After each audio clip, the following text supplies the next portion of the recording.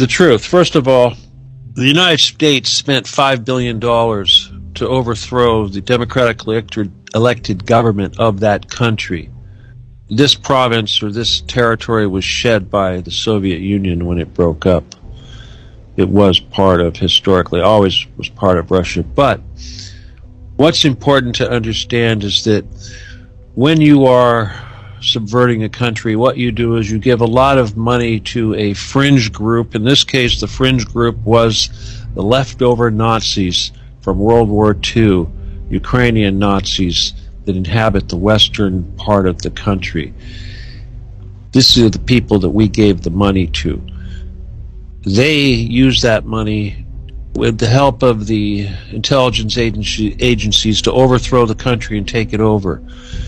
To understand what's going on today, you have to understand that this was not a peaceful transition of power. This was very violent.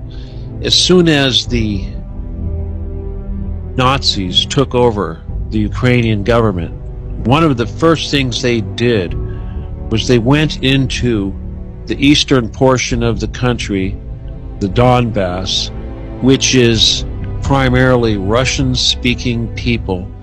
They went to the police stations the morning after they took over, and when all the police officers showed up for work, they took them into custody, they took them out, and they shot them.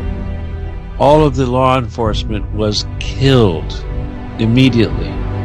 When the Azov battalion was started, the Azov, of course, is named for the Sea of Azov, right off of the Black Sea right there, just to the west of Crimea.